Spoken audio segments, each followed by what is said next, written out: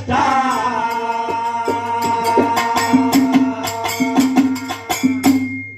ಬೀಳಿಸಿ ತಗೊಳ್ಳಿ ಕರೆದು ಬಡದು ನಾಕ ಏಟ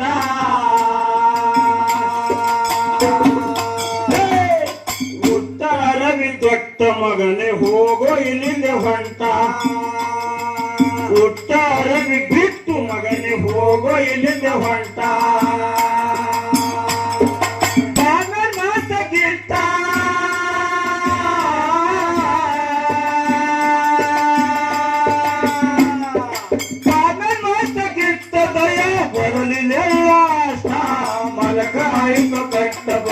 ಮಾಡಲಿಲ್ಲ ಊಟ ಕಟ್ಟ ಬುಳಗೆ